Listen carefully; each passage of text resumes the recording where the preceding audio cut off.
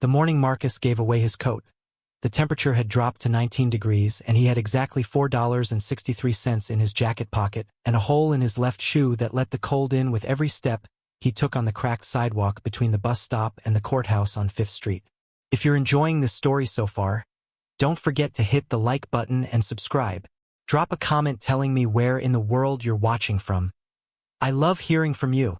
He did not think about giving it away.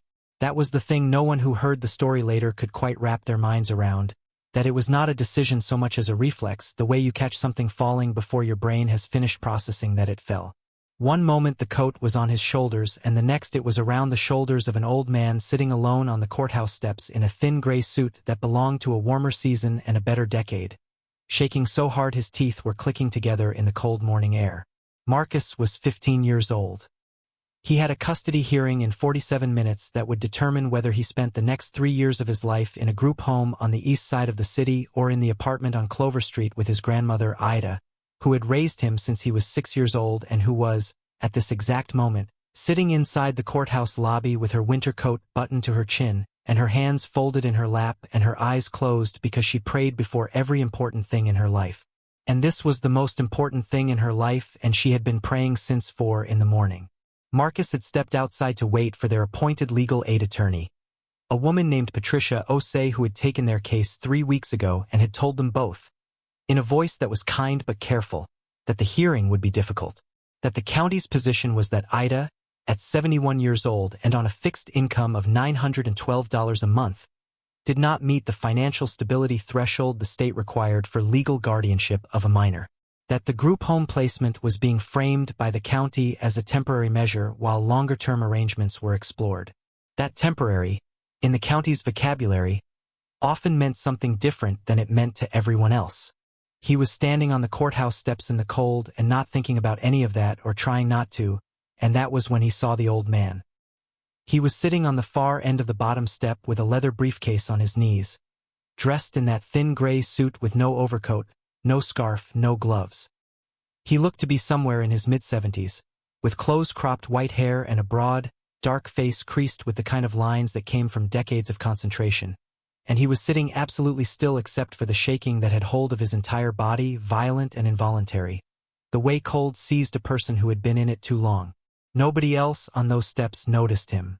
2 men in suits walked past him without breaking stride. A woman with a stroller gave him a wide berth and looked at her phone. A security guard standing near the entrance glanced in his direction once and looked away.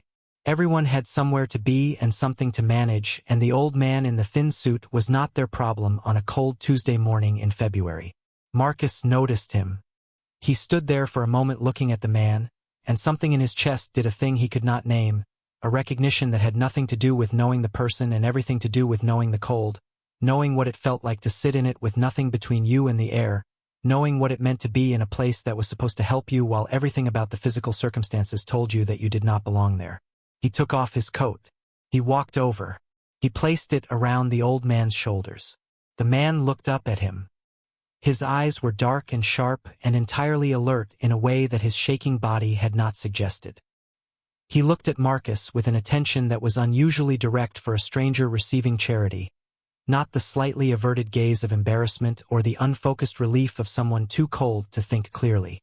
He looked at Marcus the way a person looked at someone they were genuinely trying to understand.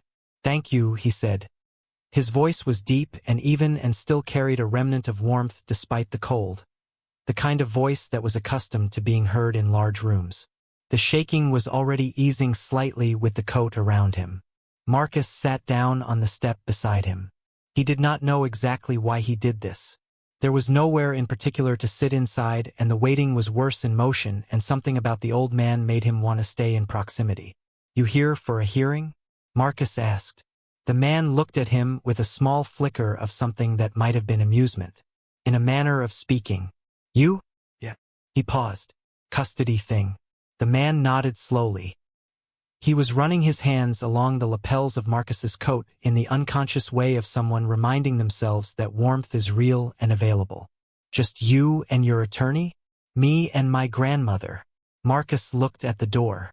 "She's inside praying." The man was quiet for a moment. "Good practice," he said finally. Before the hard things. Marcus looked at him sideways. You believe in that? The man considered this with the seriousness the question seemed to deserve. I believe in the people who do it, he said. I have seen what it gives them. They sat together in the cold for a few minutes more, not saying much. Marcus had a quality of stillness about him for 15 years old, a quality that did not come naturally to most people his age but had been shaped in him by years of learning to read rooms, to read the temperature of situations before they reached him, to conserve energy for the moments that required. He sat on that step and breathed the cold air and watched the street and did not perform calm because he was genuinely something adjacent to it, something that was not peace exactly but was the close cousin of peace that arrived when you had accepted the thing you could not control and decided to be present for whatever came next. The old man looked at him again with that same focused attention. What is your name, son? Marcus. Marcus Webb. The man nodded as if filing this away. My name is Arthur, he said. Arthur Crane. They shook hands. The man's grip was still cold but firm, the grip of someone for whom the gesture carried weight. Patricia Osei arrived 11 minutes later at a near run with her briefcase under her arm and her scarf trailing, and her expression carrying the particular combination of professional composure and barely contained urgency that Marcus had come to recognize as her baseline during these weeks of preparation. She was a compact woman in her late 30s with close-cropped natural hair and the kind of face that showed everything she was thinking even when she was trying to show nothing. And what she was showing right now was that she was concerned about something and was working to arrange that concern into something manageable before she walked into a room where managing it would matter. She stopped when she reached Marcus and looked at him standing coatless on the courthouse steps in 19-degree weather, and her expression shifted briefly into something different before she recovered it. Where is your coat? She asked. He tilted his head slightly toward Arthur Crane, who was sitting 5 feet away, still wrapped in Marcus's coat with his briefcase on his knees and his color already better and his shaking mostly stilled. Patricia looked at the old man for a moment. She looked at Marcus. She opened her mouth and then closed it again, which was not something Marcus had seen her do before. Let's go inside, she said. We need to talk before the hearing. Inside the lobby, Ida was exactly where Marcus had left her, on the long wooden bench near the east wall with her hands folded and her eyes closed and her lips moving slightly with something private and ancient and entirely her own. She was a small woman, Ida Webb, barely 5'2" in her good shoes, with silver-streaked hair pulled back into a careful bun and a face that had been worn by time and work and love into something that was not pretty in the conventional way but was beautiful in the specific way of faces that have been fully lived in. She had worked as a school cafeteria cook for 22 years. She had raised 2 children of her own and then raised Marcus when his mother, her daughter Camille, had disappeared into the particular geography of addiction and unpaid debts and unanswered phones that Marcus had learned, over years, to stop mapping. She opened her eyes when Marcus sat beside her. She took his hand without speaking. She looked at his face and then down at his missing coat and back at his face, and she understood without asking that he had given it to someone, and she pressed his hand once, firmly, the way she pressed his hand when she wanted to say something she did not have the words for or that did not need words. Patricia sat across from them and leaned forward with her forearms on her knees and told them what she had learned that morning. The county had submitted an updated filing. The updated filing contained a supplemental assessment from a caseworker who had visited Ida's apartment on Clover Street 2 weeks ago and had produced a written evaluation noting that the apartment, while clean and well-maintained, was a 2-bedroom unit with one of those bedrooms functioning as a combination storage and sewing room, meaning that Marcus's designated sleeping space was the living room pull-out sofa, and that this arrangement did not meet the technical housing adequacy standards for placement of a minor in a guardianship situation. The apartment is clean, Ida said. It is always clean. I know, Patricia said. That's in my notes. He has his own space, Ida said. He has had his own space since he was 6 years old. The room was my sewing room before, and it will be his proper room now. I told that woman that when she came. I told her we are converting it. I know, Mrs. Webb. Her voice was gentle and tired in the way of someone who had given this kind of news before and had not found an easier way to deliver it. The problem is the assessment is already in the record and we have to respond to it today. The county is going to argue that the space issue combined with the fixed income question creates a pattern of instability that makes the group home the more appropriate temporary placement. Ida sat very straight on that bench, her hands folded again in her lap. Her eyes went somewhere Marcus recognized as the place she went when she was deciding how to carry something. "What do we do?" Marcus asked. "We respond," Patricia said. "We have character witnesses. We have the school records showing Marcus's progress under Ida's care. We have the letter from his teacher." She paused. "But I want to be honest with both of you. The judge assigned to this hearing is Crane. Arthur Crane. He has been on the family court bench for 19 years, and his record on these housing adequacy questions is not favorable to our position. He runs a tight courtroom. He moves fast. He does not respond well to emotional appeals without factual backing." Marcus heard the name, and something moved through him that he did not quite have language for yet. "Crane," he said. Patricia looked at him. "Arthur Crane. Do you know him?" Marcus thought about the old man on the steps in the thin gray suit with the shaking hands and the deep, even voice and the eyes that were sharp and attending even when the rest of him was being beaten by the cold. He thought about the handshake. "No," he said. "I don't think so." The courtroom on the 3rd floor of the county courthouse was smaller than Marcus had imagined. He had built it up in his mind over the weeks of wading into something vast and imposing, high ceilings and mahogany and the accumulated gravity of decisions that had shaped other people's lives. What it actually was a modest rectangular room with fluorescent lighting and institutional carpet and wooden gallery benches and a raised bench at the front where the judge would sit and 2 tables below it, one for each side, and a witness stand off to the left. The county was represented by a woman named Diane Forsyth, mid-40s, brown suit, a posture that communicated she had done this many times and expected to do it many more times and had reached a professional accommodation with the fact that the individual cases existed in a system larger than their individual outcomes. She greeted Patricia with the practiced warmth of someone who disagreed with an opponent but maintained collegial relations because the work required it, and she set her briefcase on the county's table and arranged her files with the efficiency of someone who had done exactly this in this exact room more times than she could count. Marcus sat beside Patricia. Ida sat in the front row of the gallery behind them. She had her hands folded again and her chin slightly elevated in the posture she adopted when she was holding herself together with intention. The bailiff said all rise, and the room rose and Arthur Crane walked in. He was wearing his robes. The coat, Marcus's coat, was gone, which made sense. The man had clearly come from somewhere else or changed somewhere or had the coat returned through some mechanism Marcus did not know. But the face was the same. The close-cropped white hair and the creased dark face and the eyes that were sharp and attending in a way that moved through the room in the first 10 seconds of his entrance and landed briefly on every person in it. His eyes landed on Marcus. Something passed through them. Not recognition performed for the room. Something quieter and more internal, a flicker behind the professional composure of a man who has compartmentalized things, and the compartment just shifted slightly. He sat. The room sat. He arranged the materials in front of him with the deliberate economy of a man who had learned over 19 years that the pace of a courtroom was itself a form of communication, that rushing communicated disorder, and that stillness communicated authority in ways that words alone could not. He looked at both tables. "This is a guardianship determination hearing for Marcus Antonius Webb, minor, age 15, he said. His voice in the courtroom was exactly what it had been on the courthouse steps. Deep and even and accustomed to rooms. Petitioner is Ida Mae Webb, maternal grandmother of the minor, seeking permanent guardianship. County respondent is represented by the Office of Children and Family Services. We have a record before us and we will hear testimony." He looked at Patricia. "Counsel, you may proceed." Patricia stood. She laid out their case with the clean, organized efficiency of someone who had prepared thoroughly and was operating inside a time constraint. She walked through Ida's history of care, 9 years of raising Marcus, his school records showing consistent attendance and improving grades, letters from his teachers and his school counselor, and the woman at the community center where Marcus had volunteered 2 afternoons a week for the past year sorting food donations for the neighborhood pantry.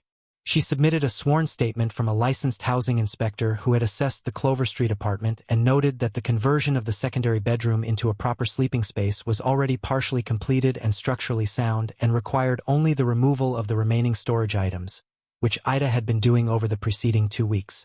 She submitted all of it with the practiced competence of someone who knew the record was not overwhelming but was real, and that real was what she had to work with, and she worked with it with everything she had. Diane Forsyth's response was measured and precise.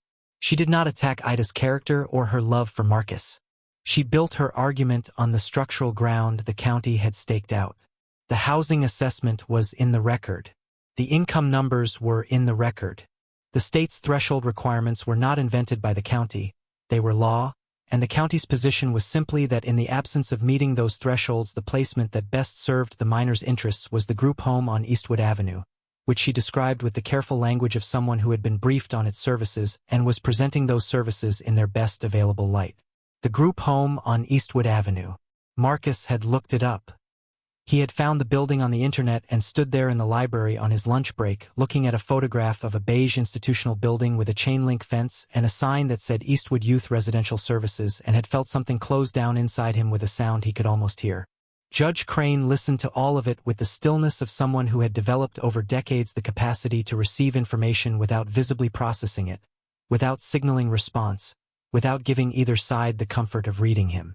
He asked 2 questions during Patricia's presentation, both precise and procedural. He asked 1 question during Forsyth's, about the timeline of the housing assessment. Then he said he would hear from witnesses.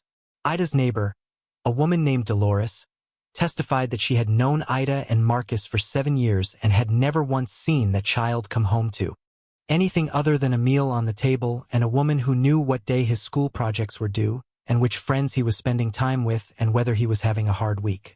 She said this in exactly those words, without notes, looking directly at the judge with the complete confidence of someone who had told the truth before and found it adequate and expected it to be adequate again. Marcus's math teacher submitted a written statement read into the record by Patricia. It described Marcus as one of the most quietly determined students he had encountered in 16 years of teaching, a young man who had navigated genuine instability in his family circumstances without allowing that instability to become his identity. A caseworker named James, who had been assigned to Marcus's case 18 months ago and had continued as a voluntary advocate, testified that in his professional assessment Marcus Webb presented as a young person with strong attachment bonds, clear academic potential, and a specific, rooted sense of home that was directly tied to his grandmother and the Clover Street apartment. He testified that disrupting that attachment at this point in Marcus's adolescence carried developmental risks that, in his professional opinion, outweighed the housing metric concerns the county had raised. Judge Crane listened to all of it. He wrote things on the legal pad in front of him in small, careful script. His expression did not change. Diane Forsyth cross-examined gently and technically, making the record she needed to make without venturing into territory that would have required her to be actively unkind to an elderly woman's neighbor or a boy's teacher, and she sat back down with the measured satisfaction of someone who has done what the job required. Judge Crane looked at his notes for a long moment. Then he looked up. "I would like to hear from the minor," he said. Patricia had prepared Marcus for this. She had told him to be direct and brief and honest and to not try to be impressive, that trying to be impressive was the single thing most likely to undermine him in that room. She had told him to look at the judge when he spoke and to answer only what was asked. He stood. He walked to the witness stand. He sat in the chair and looked at Judge Arthur Crane, and Judge Arthur Crane looked back at him with those attending eyes, and the room went very quiet. "Marcus," Judge Crane said, "I have read the record in your case and I have heard the testimony in this room. I want to ask you something directly. Can you tell me, in your own words, what home means to you?" It was not the question Marcus had expected. He sat with it for a moment. He did not rush toward an answer. "Home is where Grandma Ida is," he said. "That's the simplest way I know how to say it. She knows everything about me. She knows when I am having a bad day before I say anything. She knows what I need to eat when I am stressed and what I need to hear when something goes wrong and when to leave me quiet." He paused. "I have been in that apartment since I was 6 years old. I have grown up in that apartment. My whole self is in that apartment." He looked at the judge steadily. "I know the housing stuff doesn't meet whatever the number is on paper. I know our money situation is tight. But I also know that what I have on Clover Street is something real. And I don't think real should lose to a number on a form." The room was very quiet. Judge Crane looked at him for a long moment. Then he wrote something on the legal pad. "Thank you, Marcus," he said. Marcus stood. He walked back to his seat. Patricia touched his arm once briefly with her hand without looking at him, and he understood that as the equivalent of what she could not say in that room. "If you're hooked on this story, Make sure to subscribe and turn on notifications so you never miss an upload. Your support means everything and helps me bring you more emotional stories like this one. Judge Crane was quiet for what felt like a long time but was probably 45 seconds. He looked at his legal pad. He looked at the record. He looked at the room. Then he began to speak in the measured, deliberate cadence of a man who chose each word as if he knew it would be read by someone else later and wanted to stand behind all of them. I have been on this bench for 19 years, he said. In those 19 years, I have applied the statutory threshold requirements of this state in guardianship cases more times than I can accurately count. Those requirements exist for reasons I respect. They exist to protect children from circumstances that appear stable but are not, from love that is real but insufficient on its own to provide what a developing person needs. He paused. But the law also gives this court the authority to exercise judgment where judgment is warranted. The threshold requirements are not meant to function as a wall that love cannot scale. They are meant to be a floor, a baseline, a starting point for this court's analysis, not the conclusion of it. He looked at Ida in the gallery. Mrs. Webb has raised this child for 9 years. She has done so on a fixed income with the particular combination of discipline and warmth that the record before me describes consistently and without contradiction. The housing assessment notes a space deficiency that is already in the process of correction. The income figure sits $14 below the monthly threshold. $14. He said the number with a deliberateness that let it sit in the room. He looked at Diane Forsyth. The county has done its job in bringing this assessment forward. I do not question the professionalism or the intention of that work. But it is this court's job to look at the whole of what is before it. And what is before me is a 15-year-old boy who can tell me with complete clarity and without performance what home means to him, and a 71-year-old woman who has been on that bench since this hearing began with her hands folded and her eyes closed, and who has made that boy into someone who can speak about home with that kind of clarity. He set down his pen. My ruling is as follows.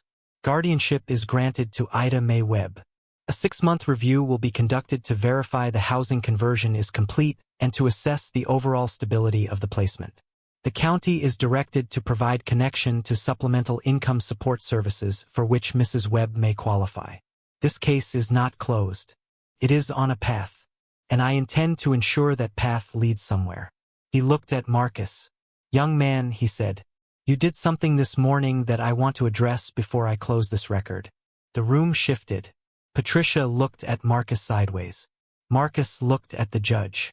I was sitting on the steps of this building in the cold this morning. Judge Crane said, I have a condition that does not respond well to low temperatures, and I had arrived early, and I had not dressed adequately for the wait. I was cold in a way that was affecting my capacity to function. He paused. You sat down beside me. You did not know who I was. You did not ask what I could do for you. You gave me your coat. And then you sat with me for a few minutes, not because there was anything I could offer you, but because it seemed to you like the right thing to do. The room was entirely still. I want you to understand something, the judge said. I made no rulings in this case based on personal experience or personal gratitude. The law does not permit that, and I did not do that. What is in this record and what you and your grandmother and your attorney brought into this courtroom is what decided this case. Your coat did not buy you anything here. He looked at Marcus with the direct, clear gaze of a man saying something he meant completely. But I want you to know that I saw you on those steps. And what I saw told me something about the kind of person you are.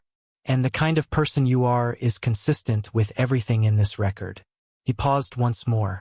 Keep being that person, Marcus. The world will be better for it. He struck the gavel. The sound of it hit the walls and came back, and Marcus sat very still for a moment, absorbing everything that the sound meant. Every version of the future it had just opened and every version it had just closed. And then Ida was in the row behind him with her arms around him and her face pressed into the side of his head, and she was not making any sound at all, but her shoulders were moving with the rhythm of a woman who has held herself together through everything and is now allowed not to. Patricia sat at the table with the legal pad in front of her and wrote nothing on it. She just sat there for a moment with her hands flat on the table and her eyes very bright and her face doing something that was entirely her own. The story of what happened in that courtroom on that February morning might have ended there. Most people would say it did end there. The gavel came down, the room exhaled. A boy went home with his grandmother. And the machinery of the county moved on to the next case and the next in the way it always did. But some things do not end where they appear to end.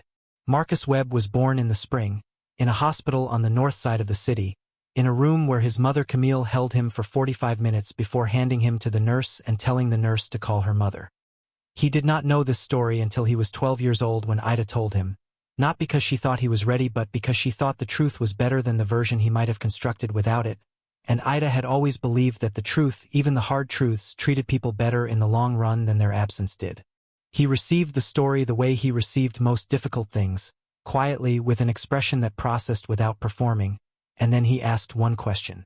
He asked if his mother was okay. Ida had sat with that question for a moment. Then she said she did not know. She said she hoped so. She said she thought about it sometimes, in the mornings especially, and that hoping was the best she had to offer on that particular subject.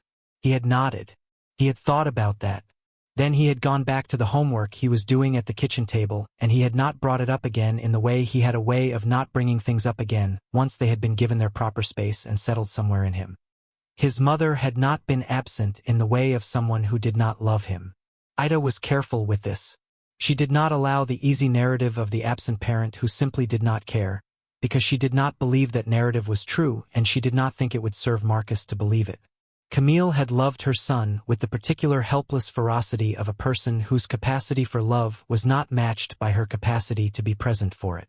The addiction had arrived when Marcus was 4 years old, and it had been so total and so swift that Ida sometimes thought of it as a theft, something that had come and taken her daughter and left a stranger in the same body, a stranger who kept her daughter's face and her daughter's voice but not the part of her daughter that had made her daughter who she was. She prayed for Camille the same way she prayed for Marcus. With the same specificity, the same patience. Marcus grew up understanding, in the inarticulate but accurate way of children who are loved by someone who tells the truth, that his circumstances were not his fault and were not his definition. Ida said this directly and often and without the particular strain of someone who was performing a lesson.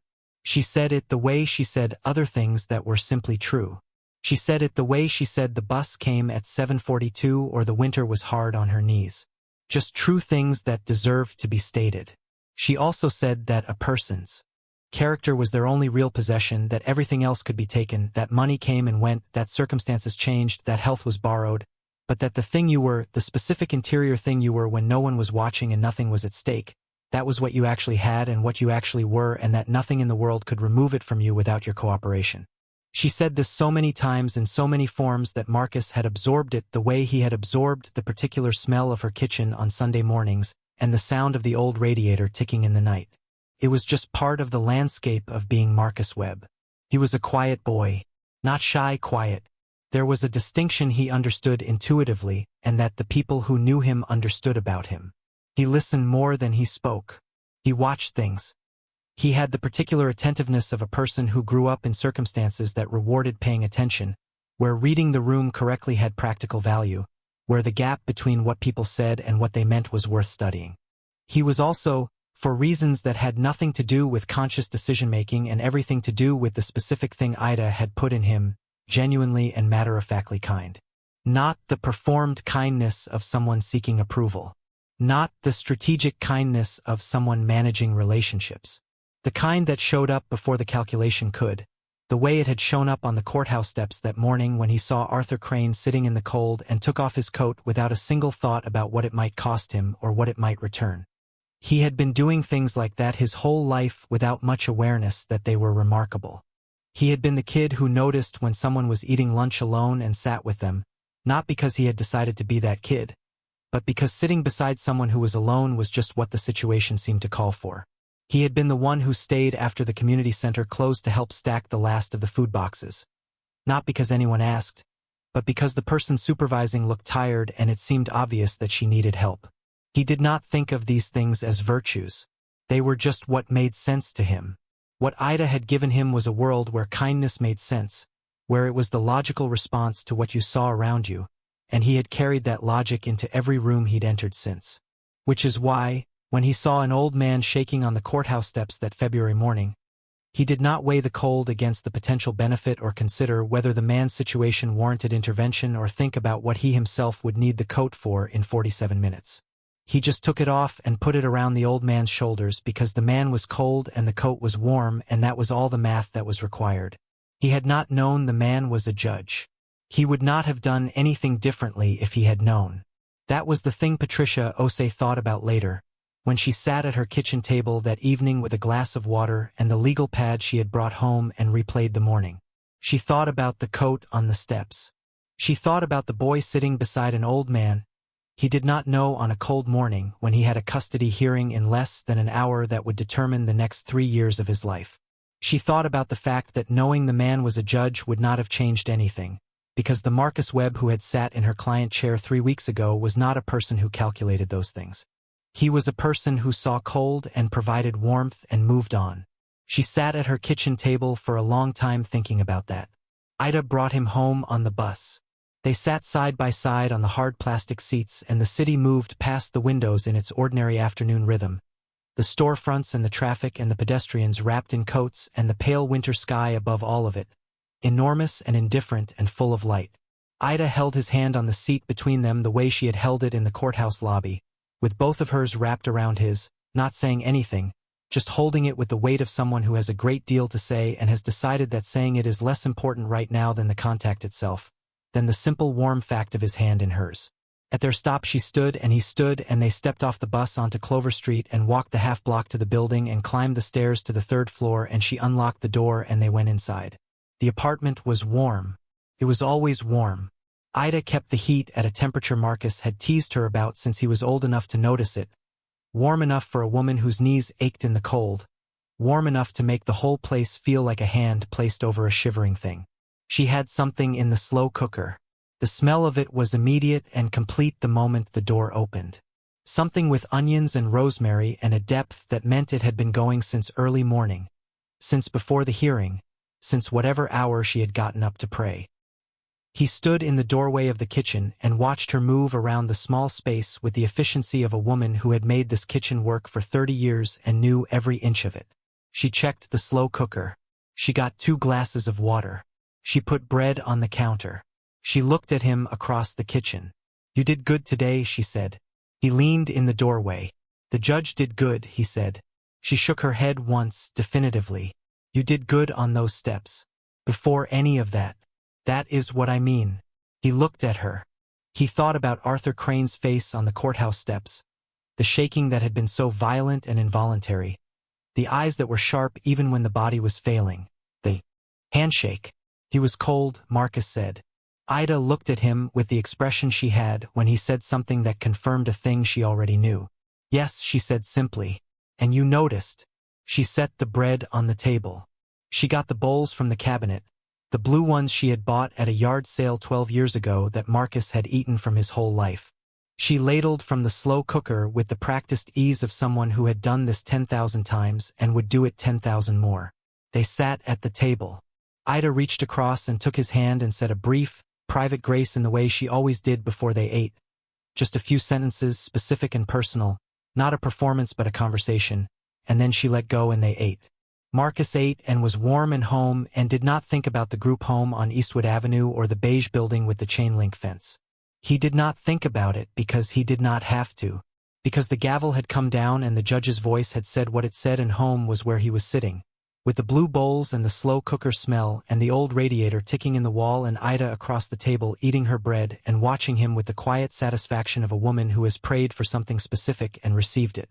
He thought about the coat. He had not gotten it back. He had not thought about it until now. Somewhere in the machinery of the hearing and the ruling and the bus ride home, his coat was still wrapped around the shoulders of Arthur Crane, wherever Arthur Crane had gone after he stepped down from the bench and went back to whatever his life was outside that room. He thought he would probably not get it back. He thought that was fine. It was not a particularly good coat. It was a navy blue zip-up with a small logo on the chest that he had gotten from the donation bin at the community center 18 months ago, and that fit him the way things from donation bins fit, which was to say not quite right but sufficiently. He had worn it every day of every winter since. He thought about the old man's face when he had put it around his shoulders. The shaking easing. The color returning. the eyes looking at him with that attending, clear quality that had nothing to do with the cold and everything to do with the man behind it. He thought about the judge's voice in the courtroom. The particular weight of those words. What I saw told me something about the kind of person you are.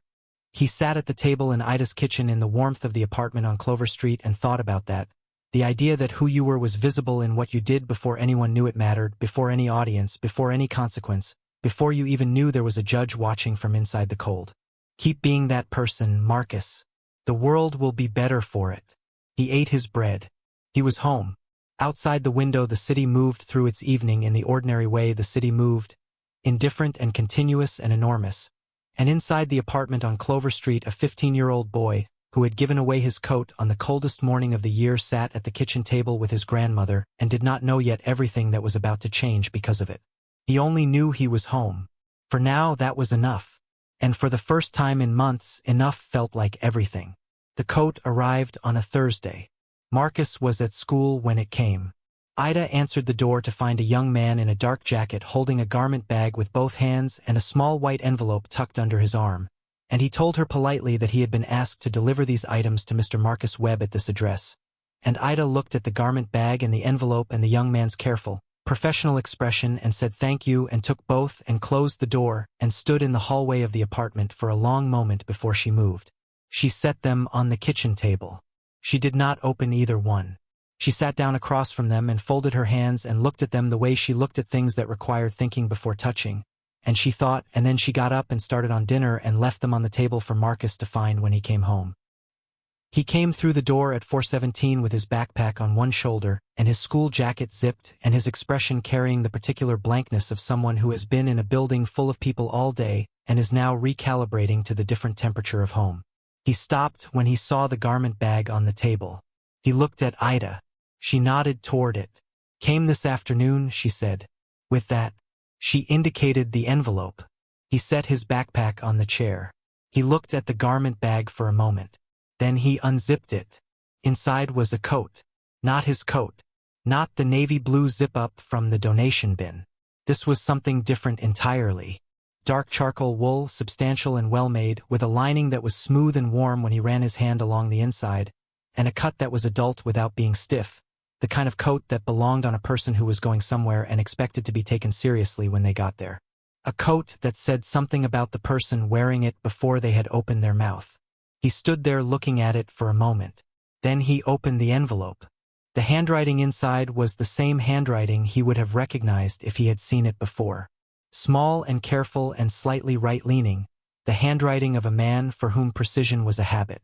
Marcus, it read.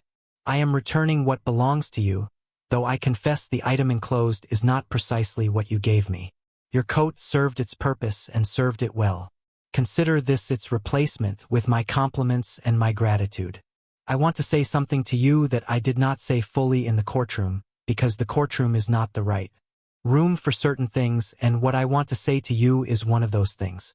In 19 years on the family court bench, I have seen a great many young people sit in that witness chair. Most of them are frightened. Most of them perform either strength they do not have or vulnerability they believe will serve them. Most of them, understandably, are trying to manage the impression they make on the person who holds their future in their hands. You were not doing any of that. You answered my question about home the way a person answered a question they had already lived the answer to. There was nothing in your response that was designed. It was simply true. In 19 years, I have found that rarer than it should be. I also want to tell you this. I was on those steps this morning because I had a difficult night and I arrived too early and I was not careful enough about the cold, which is a problem my physician has spoken to me about at length and which I have not addressed with the discipline it requires. What you gave me on those steps was not simply warmth, though the warmth was necessary. You gave me something harder to name. You sat beside a stranger because it seemed like the right thing to do. You did not look at me and calculate what I could offer you. You just sat down. I am 74 years old.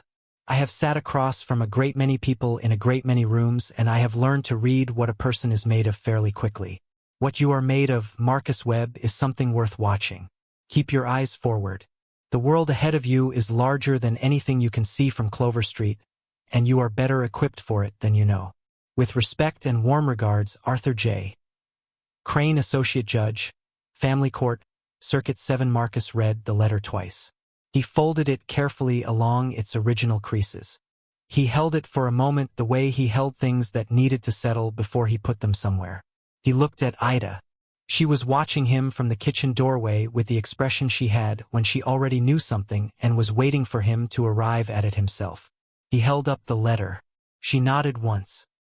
He put it in the drawer of his bedside table, the drawer where he kept the things that mattered, a photograph of his mother from before, a library card from when he was 7 years old with his name printed on it in the handwriting of the librarian who had been kind to him, a small smooth stone he had found on a field trip to a state park when he was 9 and had carried in his pocket for 3 days before deciding it deserved a permanent place. He put the judge's letter in that drawer and closed it and went to help Ida with dinner. He wore the coat the next morning. It fit him as if it had been made for someone who was almost exactly his size and would grow into the rest of it over the next year or two, which was either a coincidence or the result of someone who had paid attention to the dimensions of a 15-year-old boy in a way that required more observation than a brief encounter on a courthouse step might have suggested. He did not think too hard about that. He put the coat on and zipped it and felt the warmth of it settle around him like a hand placed on a shoulder, steady and purposeful and real. He walked to the bus stop. He went to school. He sat in his classes and did his work and ate his lunch and came home and did his homework at the kitchen table while Ida watched her program in the other room and the radiator ticked and the city moved through its evening outside the window in its ordinary way. Life on Clover Street resumed the rhythm it had always had, except that it now resumed that rhythm with the knowledge that it would continue, that the apartment was where Marcus lived and would keep living, that the drawer by his bed held a judge's letter and a photograph and a library card and a smooth stone and that all of these things would be there tomorrow. That knowledge changed the quality of the ordinary in a way that was hard to articulate but easy to feel. The slow cooker smell on Sundays felt different when you knew it would keep happening. The bus at 7:42 felt different when you were not silently calculating how many more mornings you might be on it. The kitchen table at homework time felt different when the table was yours. Marcus felt all of this without having words for it and went about his life and tried to keep his eyes forward the way the judge's letter had told him to. 2 weeks after the hearing, Patricia Osei called Ida's number and asked to speak with Marcus. He took the phone into the narrow hallway between the kitchen and the bedroom and leaned against the wall and listened. Patricia had been contacted, she said, by the office of the Crane Family Foundation. He had not heard of it. She explained it briefly. The foundation had been established 12 years ago by Arthur Crane and his wife Eleanor, who had died of cancer 8 years prior. Its primary focus was educational support for young people in the family court system, young people whose circumstances had brought them into contact with the court but whose potential, in the foundation's assessment, warranted investment. Scholarships, mentorship, academic support programs, connections to opportunities that the family court system could identify need for but could not itself provide. The foundation was reaching out, Patricia said, because Judge Crane had submitted a personal recommendation. Marcus stood in the hallway and listened to her explain the details, and he did not say anything for a long moment after she finished. Then he said, "Is this because of the coat?" Patricia was quiet for a second. She said, "Marcus, I think the coat is the reason he was paying attention. I think what he saw when he was paying attention is the reason for the call." He thought about that. He asked what the foundation was specifically offering. Full academic support through high school graduation, Patricia said. Tutoring, college preparation, test preparation, application guidance. A mentorship match with a professional in a field of his interest. And a scholarship commitment for post-secondary education at any accredited institution he was accepted to, up to full tuition and living expenses, contingent on maintaining academic standing. He stood very still in the hallway. "Say that last part again," he said. She said it again. He pressed the phone against his ear and stared at the wall and felt something move through him that he did not have a category for, something large and warm and almost frightening in its size, because large good things could be frightening when you were not accustomed to them, when your experience of large things had mostly been large hard things, and this was something different and it required a different kind of adjustment. He said, "I need to tell my grandmother." "Of course," Patricia said. "Take the time you need. I'll send the information to the address on file." He walked back into the kitchen. Ida was at the counter. She turned when she heard him and looked at his face and set down what she was holding. He told her. She listened without interrupting. She had a quality of listening that was complete, not waiting for him to finish so she could respond but actually receiving everything he said as he said it, letting it land in full. When he finished, she was quiet for a moment. Then she put both hands flat on the counter and looked at him and said, "Your grandfather used to say that kindness was a seed. He said you never knew what you were planting when you planted it, and you never knew how long it would grow before it broke the surface, but that it always broke the surface. Always." She paused. "He was a gardener," she said. "Tomatoes mostly. He knew about seeds." Marcus stood in the kitchen and thought about the courthouse steps and the shaking old man and the coat that had left his shoulders without a single calculation preceding its departure, and he thought about seeds, and he thought about what broke the surface and when and whether the planting knew what it was doing or whether the planting was just the planting and the breaking the surface was its own separate grace. He accepted the foundation's offer the following week in a meeting at a downtown office that was quiet and serious and full of good light, in a room where a woman named Christine, who ran the foundation's day-to-day operations, walked him and Ida through the details with a thoroughness and warmth that made the room feel less formal than its furniture suggested. Christine had worked for the Crane Foundation for 9 years. She was in her late 40s with reading glasses she kept pushing up and an expression that was professionally warm in the way of someone who had gotten into this work because they actually believed in it and had managed to keep believing in it for 9 years, which was either a testament to the work or to Christine or to both. She told them that Judge Crane had submitted his recommendation the afternoon of the hearing. That same day, Ida looked at Marcus when Christine said this. He looked at the table. That afternoon, Marcus thought. The afternoon of the hearing. Before the coat had been returned. Before the letter.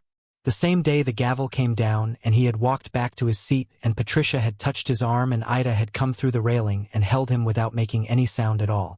That same afternoon, Arthur Crane had gone back to his chambers or his office or wherever judges went after the robes came off, and he had written a recommendation. Not because of gratitude. The letter had been clear about that. Because of what he had seen. Marcus sat in the foundation's office and thought about being seen. About what it meant to be seen accurately, to have someone look at you and see not the circumstances but the person inside them. He had spent 15 years being seen through the lens of his circumstances. The boy without a mother, the boy on the fixed income, the boy in the apartment that was $14 below the threshold. He had carried all of that and had not let it become his definition, because Ida had told him it was not his definition, and he had believed her, but believing a thing and having someone else confirm it from the outside were two different experiences, and the confirmation did something in him that he would spend years finding the right words for.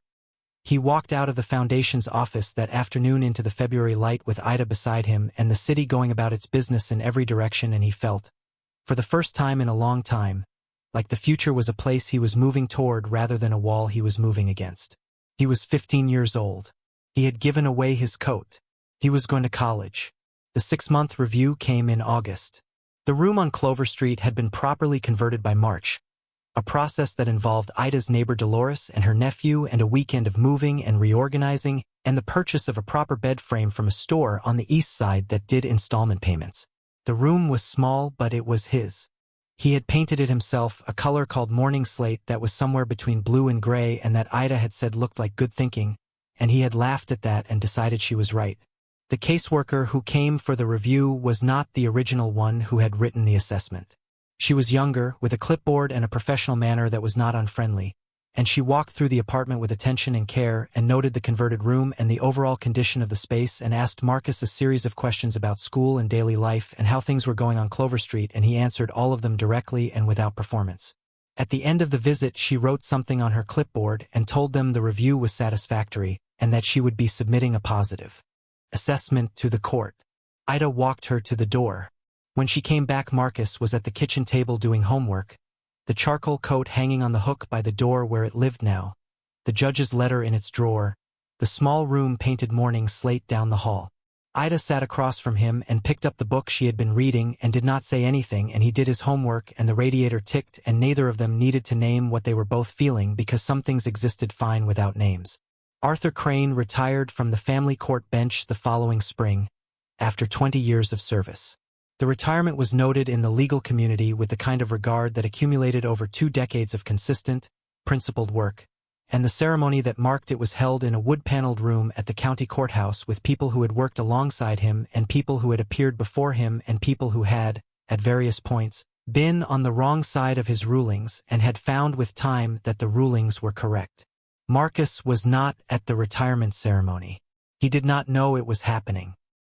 He was at school, in his junior year now, 16 going on 17, taller than he had been by 3 inches that had arrived in the spring, and that Ida had marked on the door frame of his room with a pencil and the date, the way she had been marking them since he was 7 years old.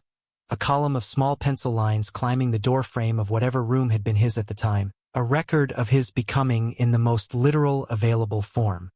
He was doing well in school in the specific way that people who had always been capable but had been managing circumstances alongside their capability began to do well when the circumstances stabilized. His math teacher had moved him into the advanced section in October.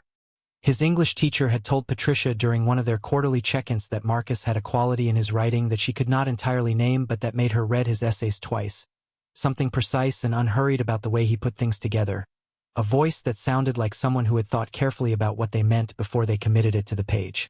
The mentorship match the foundation had arranged for him was with a woman named Dr. Sandra Okafor, a civil rights attorney in her mid-40s who had grown up in circumstances that were not entirely unlike Marcus's, and who had the particular quality of directness that came from having decided early that time was valuable, and that softening everything for the benefit of the listener's comfort was a form of condescension she was not interested in practicing.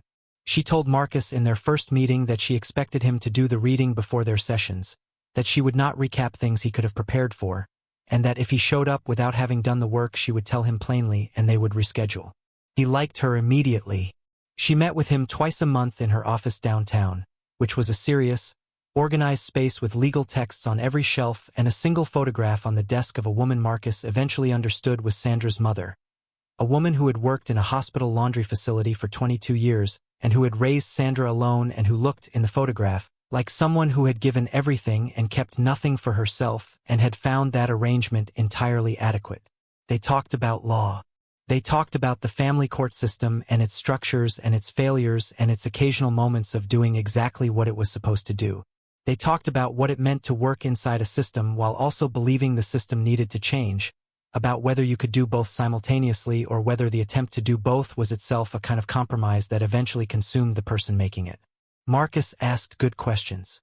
Sandra told him so directly, in the way she told him everything, without softening it into a compliment, just as information. He asked good questions. That was a skill. He should develop it.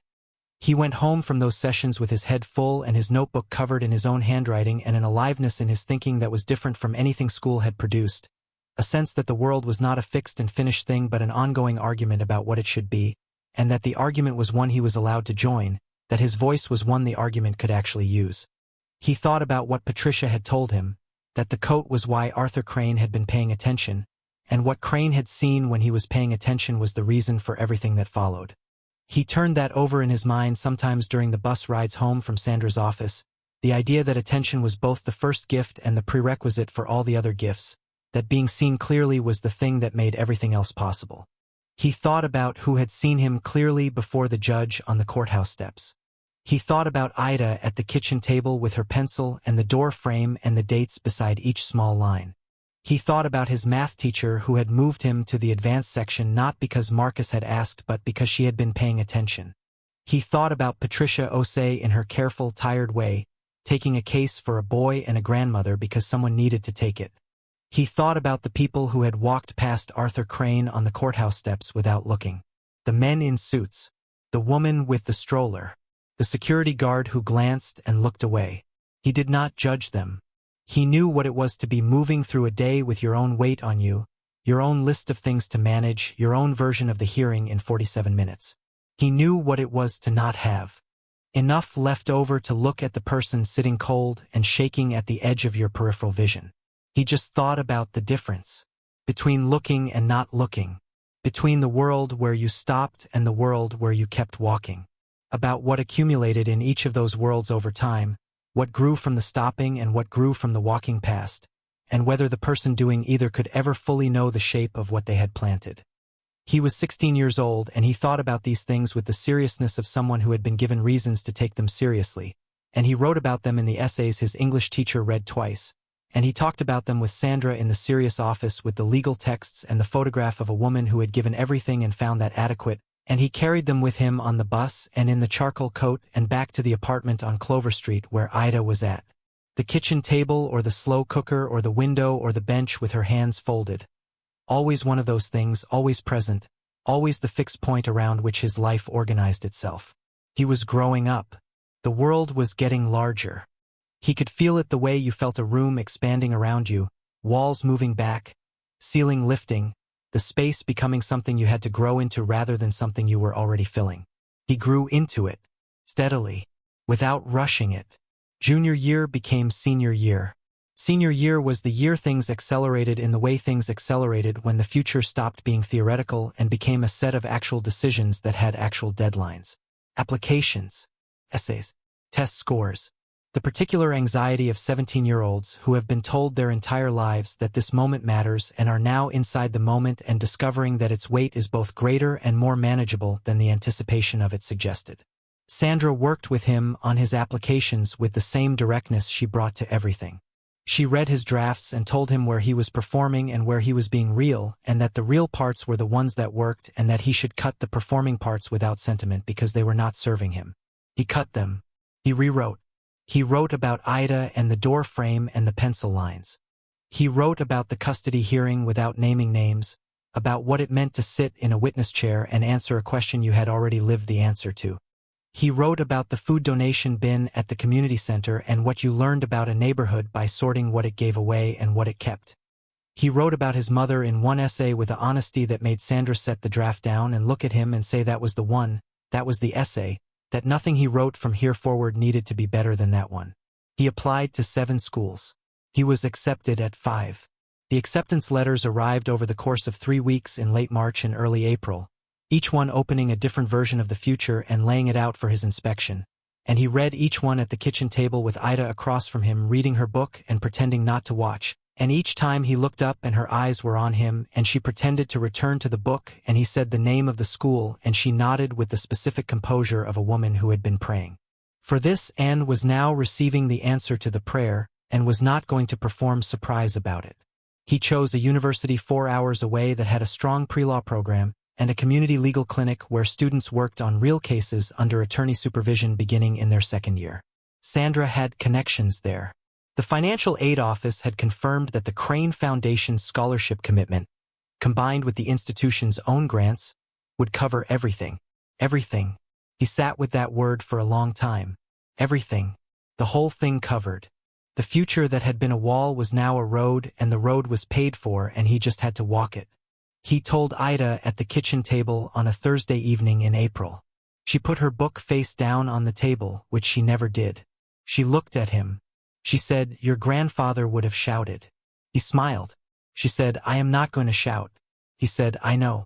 She said, "I am going to say that I am proud of you in a way that I do not have the right words for, and that I have never been proud of anything in my life the way I am proud of you right now, and that your mother would be proud of you and that your grandfather would have shouted."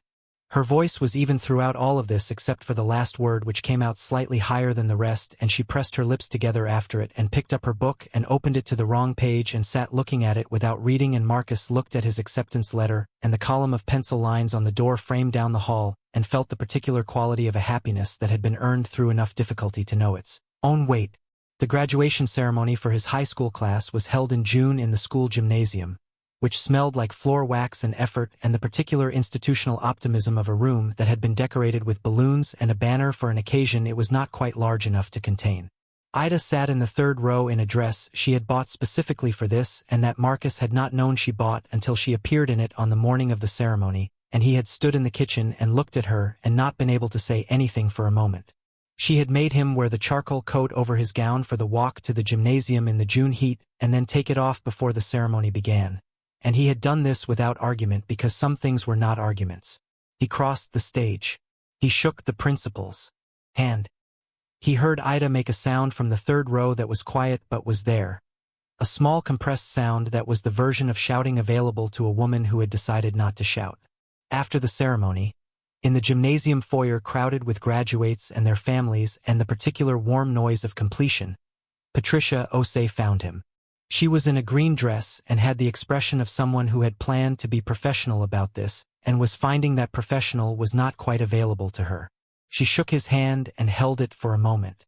She said she was glad she had taken the case. He said he was glad too. She said, "You know, it wasn't just the coat." He looked at her. She said, "I've thought about that morning a lot. What you did on those steps.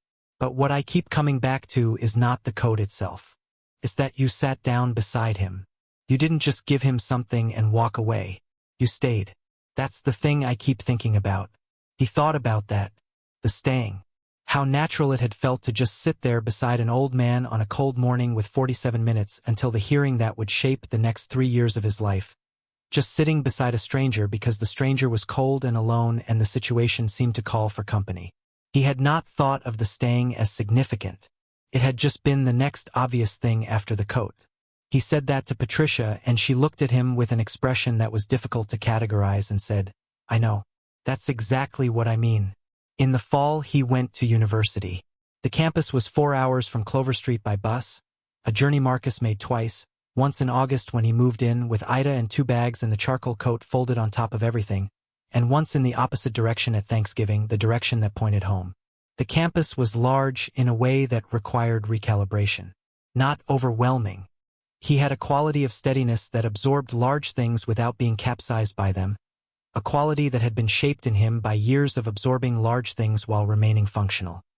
He moved into his dormitory room, a small room on the 3rd floor with a window that looked out over a quad that was still green in August, and he unpacked his 2 bags and put the charcoal coat on the hook behind the door and set the drawer of his bedside table with the things that belonged in it, and he stood in the middle of the room and breathed and let the place become real around him.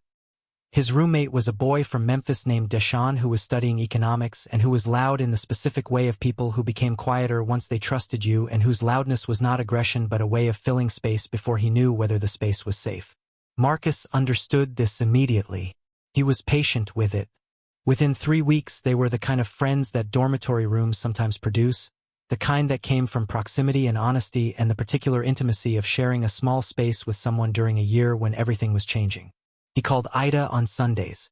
The calls lasted between 20 minutes and an hour depending on what there was to report and what she had been watching on television and whether Dolores's nephew had been over to fix the thing in the kitchen that needed fixing. She told him about the slow cooker and the radiator and the column of pencil lines on his door frame that she had not painted over because she thought it would be wrong to paint over a record. He told her about his classes and Sandra's latest email with the list of things he should be reading and Deshaun's ongoing and earnest attempt to teach him to play chess. He was not a natural at chess. Deshaun told him this with the directness of someone who respected him enough not to pretend otherwise, and Marcus appreciated this and kept playing and remained not a natural but became gradually less bad. He was a natural at the law classes. This surprised him less than it surprised some people. He had grown up reading rooms, reading situations, reading the gap between what people said and what they meant. The law was, in its best version, a formal system for doing something he had always done intuitively. Identifying what was actually happening beneath what was being presented. Finding the point where the argument was sound and the point where it was not. Understanding what the question actually was before attempting an answer. He loved it with the specific love of someone who had found the room in the house that was built for them. His first-year constitutional law professor was a man named Professor Coldest who had a reputation for being demanding in the specific way of people who were demanding because they genuinely believed the material mattered and wanted the people learning it to believe that too. He called on students without warning in the Socratic tradition and was not gentle about the gaps in their preparation but was also not unkind, which was a distinction Marcus came to appreciate, the difference between rigor and cruelty, the difference between holding someone to a standard and holding them in contempt. Professor Coldest called on Marcus for the first time in the 3rd week of the semester on a case about procedural due process. Marcus had done the reading. He answered the question. Coldest pushed back. Marcus held his position and explained his reasoning. Coldest pushed back again. Marcus held the reasoning and adjusted one aspect of it where the pushback had identified an actual weakness rather than just a test of will, and explained why he was adjusting it. Coldest moved on to the next student. After class, he stopped Marcus on the way out and asked him where he was from. Marcus told him. Coldest asked who had mentored him. Marcus told him about Sandra. Coldest said Sandra Okafor was one of the best civil rights minds in the state and that Marcus was lucky to have her attention, and then he said, And don't lose that quality of being willing to adjust when the reasoning requires it. That's rarer than the original argument. Marcus walked out of that classroom and into the October light of the quad and felt the future expanding again, the walls moving back, the ceiling lifting, and he thought about the courthouse steps in February and the coat and the shaking hands and the eyes that were attending even in the cold, and he thought about seeds and gardeners and what broke the surface and when. He was in the right place. He could feel it the way you felt when the direction you were moving and the direction you were meant to be moving aligned. Not a dramatic feeling, not a trumpets and light feeling, just a settling, a quiet rightness, the feeling of a thing clicking into the place where it belonged. He pulled out his phone. He called Ida. It was a Tuesday, not a Sunday, but this felt like something she should hear on the day it happened. She answered on the second ring. "How's my boy?" she said. He stood in the quad in the October light in the charcoal coat and told her about the class and Aldous and the adjustment and the moment after. She listened the way she always listened, completely and without hurrying him. When he finished, she was quiet for a moment. Then she said, "Your grandfather would have shouted." He laughed. The real kind, the kind that came from somewhere uncomplicated. He said, "I know, Grandma." She said, "Study hard." He said, "I will." He stayed on the phone a moment longer, just the sound of her breathing and the kitchen in the background, the faint tick of the radiator beginning its November work early, the ordinary sounds of Clover Street doing its ordinary thing 4 hours away. He was a long way from the courthouse steps. He was a long way from the garment bag on the kitchen table and the letter with the careful right-leaning handwriting and the drawer where he kept the things that mattered.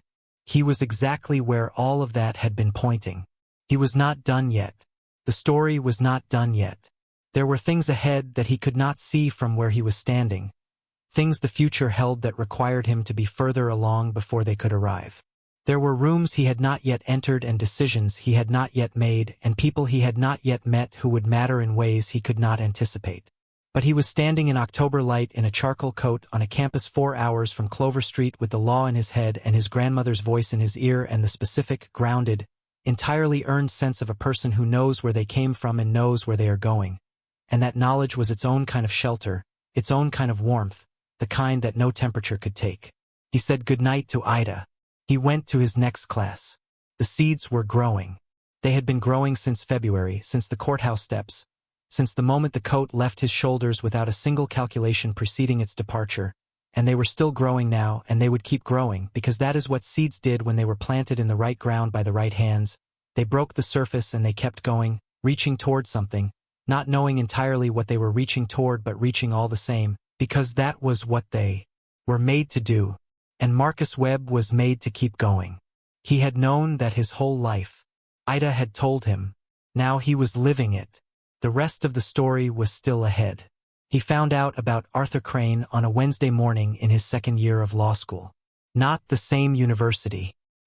He had transferred after his undergraduate degree on Sandra's recommendation and his own merit, to a law school in the city, 2 hours closer to Clover Street, in a building of old red brick and high windows where the library stayed open until midnight and smelled like paper and concentration and the accumulated seriousness of people who had sat in those chairs before him and would sit in them long after.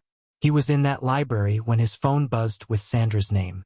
She told him directly, the way she told him everything. Arthur Crane had suffered a stroke 4 days ago. He was in the hospital. He was stable, but the stroke had been significant, and the recovery was going to be long and uncertain in the way that recoveries from significant strokes were long and uncertain for men in their late 70s who had spent 20 years of their life running a demanding courtroom. Marcus sat in the library chair and held the phone and felt something move through him that had no clean name, something between grief and gratitude and the particular ache of understanding how much a person had shaped the direction of your life without ever knowing the full shape of what they had set in motion. He asked Sandra if it was appropriate to visit. She said she thought it was. She said she had spoken to Christine at the foundation, who had spoken to Crane's son, a man named David who managed the family's affairs, and that David had said his father had mentioned Marcus Webb more than once over the years in ways that David had found notable coming from a man who did not mention things casually. Marcus closed his textbook. He went the next morning. The hospital was a large, quiet building on the north side of the city. David Crane met him in the lobby, a man in his early 50s with his father's directness and a warmer version of his father's face, and walked him to the room without much preamble because preamble had not apparently been part of how the Crane family communicated, and Marcus found this familiar and comfortable. Arthur Crane was in the bed by the window. He was smaller than Marcus remembered, or perhaps it was the bed that made him seem smaller, the particular diminishment that hospital beds performed on people who had spent their lives filling large rooms. His right hand was still. The left moved. When he saw Marcus enter, a small, deliberate wave of recognition. His speech was affected. The words came slower and with more effort than the deep, even voice Marcus remembered from the courthouse steps in the courtroom, but they came, and what they carried when they arrived was the same quality of precision, the same sense of a man who chose each word because it was the right one and not because it was the available one. "You came," Crane said. Marcus sat in the chair beside the bed. "Yes, sir." Crane looked at him for a long moment with those attending eyes, the same eyes that had looked at him from the courthouse steps in the cold, sharp and entirely present even when the body around them was being asked to do things it found difficult. "Tell me," Crane said, "where you are." Marcus told him. "Second year of law school. The community clinic. A housing discrimination case he was working on under attorney supervision. A family on the east side facing eviction through a mechanism that was technically legal and substantively unjust, and that he intended to argue with everything he had learned in 2 years of sitting in rooms where people smarter than him pushed back on his reasoning until it was sound." Crane listened. His left hand rested on the blanket. His eyes did not move from Marcus's face. When Marcus finished, Crane was quiet for a moment. "The housing case," he said slowly. "Tell me the argument." So Marcus told him the argument. All of it, the legal theory and the factual record and the weakness Patricia had identified in the opposing position and the way he intended to address that weakness before opposing counsel could use it. He laid it out the way he had learned to lay things out, with the precise, unhurried structure of someone who had been trained to present reasoning as a gift to the listener rather than a performance for their own benefit. Crane asked 2 questions, both precise. Both exactly the 2 questions Marcus had known were coming because they were the 2 places where the argument had to hold its breath and hope. He answered them. Crane nodded once at each answer, the small, economical nod of a man who was registering something as adequate without using more energy than the registration required. "Good," Crane said finally. Then he said, "You kept the coat." Marcus looked at him. The charcoal coat was on the back of the chair where he had draped it when he sat down. He had kept it for 6 years. Still fit, or nearly. The shoulders had required letting out 18 months ago by a tailor on Clover Street who had done it for $12 and had told Marcus it was good wool and worth the trouble. He wore it every winter.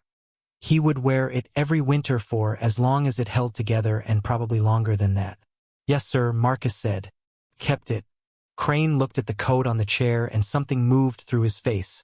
Something quiet and almost private.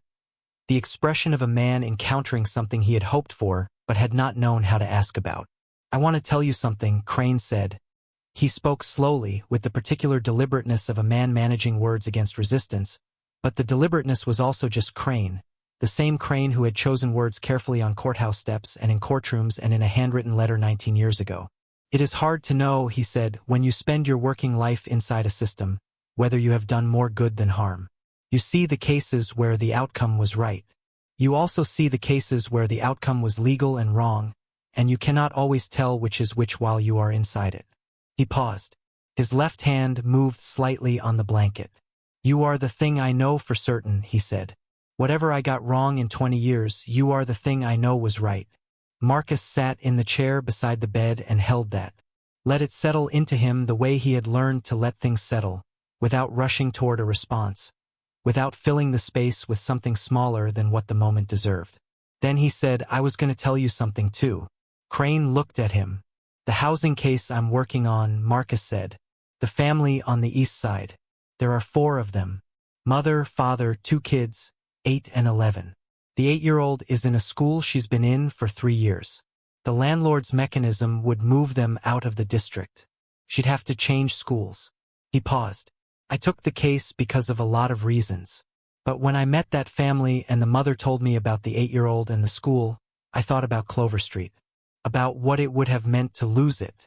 About what it costs a kid to lose the place that is theirs." He looked at the coat on the back of the chair. "I took the case because of what you gave me," he said. "Not the coat. Not the scholarship. The understanding that someone saw me. That being seen accurately is the beginning of everything else. I want to give that family what you gave me. I want to give that 8-year-old a fighting chance at staying in the room that is hers. The room was quiet except for the sound of the hospital doing its continuous work in the hallway outside. Crane looked at him for a long time. Then he said, "Go win the case, Marcus." He won the case. Not easily. Not without the late nights in the clinic library, and the 2 arguments Sandra walked him through on the phone until he could deliver them without a single hesitation. Not without a moment before he stood to make his oral argument where his hands were not entirely steady, and he thought about a 15-year-old boy on a witness stand being asked what home meant and finding the answer without preparation because he had already lived it. He stood. His hands steadied. He made the argument. The family stayed in their apartment. The 8-year-old stayed in her school. He called Ida that evening from the steps of the courthouse, a different February 7 years from the first one, and he told her. She said nothing for a moment. Then she said, "Your grandfather would have shouted." He sat on the courthouse steps in the charcoal coat and laughed, and the sound of it went up into the cold February air and disappeared into the city, and he stayed on those steps for a few minutes after he hung up, just breathing the cold and feeling the particular quality of a day that had gone the way a day should go. Arthur Crane died the following autumn, peacefully, in the hospital, with David beside him and the window showing the early October light over the city. Christine from the foundation called Marcus that evening. She said he had been asking after the housing case in the weeks before the end, and that when Christine had told him the outcome he had said only good, in the slow deliberate way of a man for whom that word, when he chose to use it, meant everything it was possible for a word to mean. Marcus sat with that for a long time. He went to the service. A wood-paneled room full of people who had known Arthur Crane for decades, lawyers and judges and clerks and the people who had appeared before him and the people who had worked alongside him and David's family in the front row. Marcus sat near the back in the charcoal coat and listened to people describe a man who had believed that the law at its best was not a wall but a floor, a baseline from which human dignity could be measured and defended. And he thought about a February morning and cold courthouse steps and a thin gray suit and eyes that were sharp and attending even when the body around them was asking for help. He thought about what the judge had said in the hospital. "You are the thing I know was right." He held that the way he held the things in the drawer, carefully, with both hands, close to the center of things where he kept the things that mattered. After the service, David found him near the door and shook his hand and held it a moment the way his father had held Marcus's hand on the courthouse steps all those years ago, with the grip of someone for whom the gesture carried weight. He said his father had talked about the coat more than once over the years. He said his father had said that in 20 years on the bench, he had learned to read a person in the first 60 seconds of an encounter, and that what he had read in Marcus Webb on those steps in 60 seconds had told him everything the hearing subsequently confirmed. Marcus nodded. David said there was something else. He reached into his jacket and produced an envelope. He said his father had left it with instructions that it be given to Marcus after the service. That it had been written 2 years ago, before the stroke, when Crane had apparently decided it was time to say certain things in writing that he had said imperfectly in person. Marcus put the envelope in his coat pocket. He shook David's hand. He walked out into the October light. He did not open it until he was home, sitting at his kitchen table, the same blue bowls in the cabinet that Ida had sent with him when he finally moved into his own apartment the previous year, the same radiator ticking in the wall that all the apartments he had ever loved seemed to have, some version of that sound. The handwriting was the same, small and careful and right-leaning. Marcus, it read. By the time you read this, I will be somewhere I cannot send letters from, which is perhaps fitting since I have never been a man who found letters easy. I have been better at rulings than correspondence. Ask anyone who worked with me for 20 years and they will confirm this without hesitation. I want to tell you what you gave me on those steps. Not the coat, though the coat was necessary, and I am glad you kept it. What you gave me was a reminder, at an age when reminders of this kind become important, that the world still contained people who stopped, who sat down, who stayed. I had spent 20 years asking questions of people in a courtroom, and I had become, I think, too accustomed to people answering the question they wanted to be asked rather than the one I had actually put to them. You answered the question I put to you. On the steps, in the courtroom, in the hospital. Always the actual question. That is a rare thing, and it is not a small thing. The foundation will continue. The work will continue. I ask only that when you are standing in a courtroom of your own someday, or in whatever room your life takes you to, you remember what it felt like to be 15 years old on those steps with 47 minutes until the hearing and still have enough left to notice the person beside you who needed the coat. That is the thing worth keeping. Not the coat itself, though it is good wool and it has served you well. The thing worth keeping is the part of you that took it off without thinking. Don't let the years or the rooms or the cases talk you out of that part. It is the best part. It has always been the best part. Your friend, and with profound respect, Arthur J. Crane. Marcus sat at the kitchen table and read the letter twice. He folded it along its original creases. He held it for a moment. Then he got up and walked to the drawer by his bed.